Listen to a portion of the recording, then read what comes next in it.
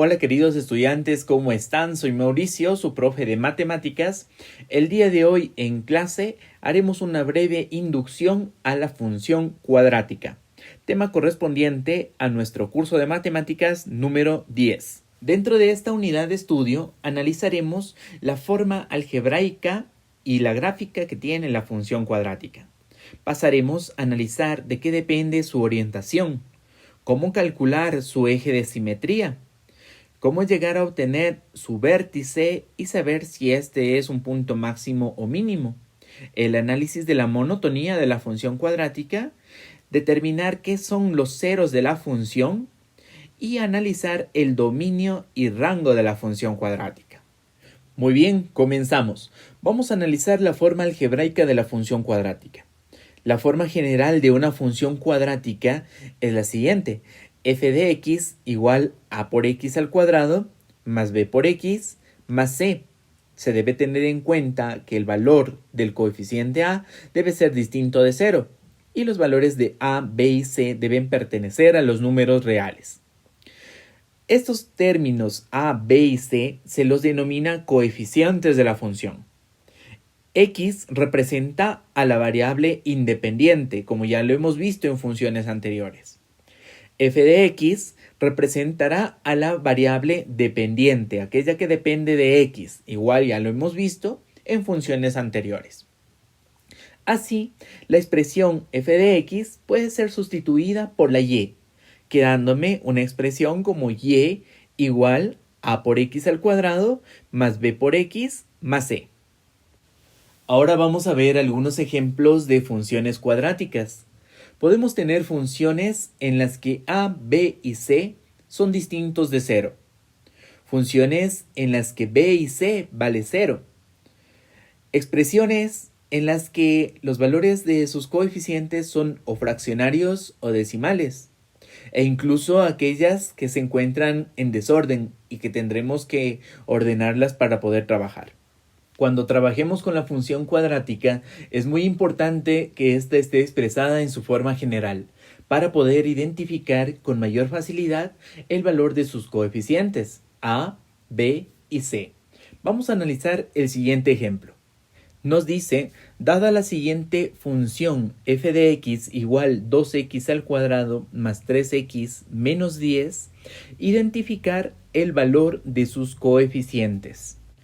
Así tenemos entonces lo siguiente: a tiene un valor igual a 2. Se debe tener en cuenta que este coeficiente siempre va junto al término cuadrático, aquel que lleva el exponente 2. b tiene un valor igual a 3. Este coeficiente siempre va junto al término lineal, aquel que lleva el exponente 1.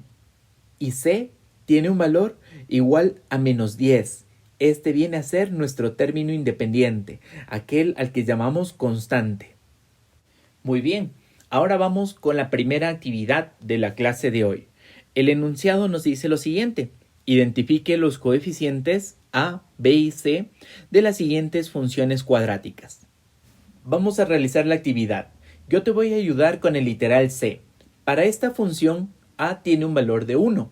b es igual a 0 y c igual a menos 2. Tu trabajo consistirá en completar el resto de literales. Ahora vamos a recordar a qué hacía referencia el evaluar una función, en este caso una función cuadrática. Esto simplemente significa reemplazar el valor de x por algún valor que pertenezca al dominio de la función. Vamos a ver el siguiente ejemplo. Me dice, evaluar f de x igual a x al cuadrado más 5x menos 2 en los valores dados.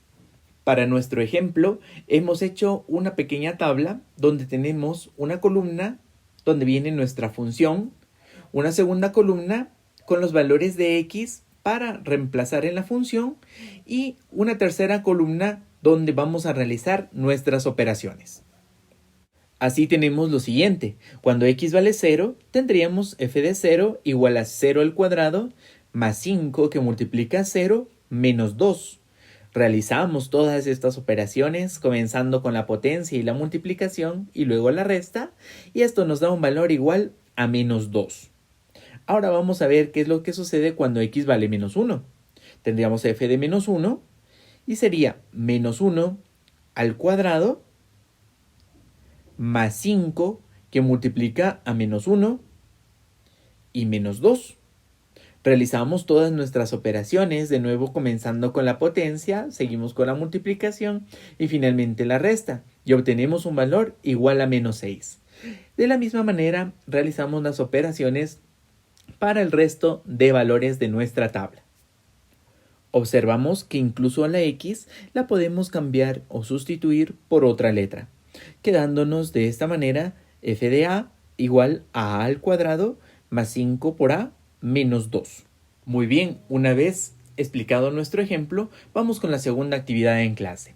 Nos dice complete las tablas evaluando cada una de las funciones cuadráticas. Tenemos en este caso 3 funciones cuadráticas y los valores de x para evaluar cada una de las funciones. Ahora vamos a hablar sobre la gráfica de la función cuadrática. Mediante este ejercicio descubriremos la forma típica de una función cuadrática. Comenzamos graficando la función f de x igual a x al cuadrado. Para eso necesitarás completar esta tabla de valores. Y vamos a graficar la función f de x igual a menos x al cuadrado. Para eso necesitarás completar esta otra tabla de valores. Te voy a dar un tiempo para que completes las tablas de valores y realices la gráfica de cada función.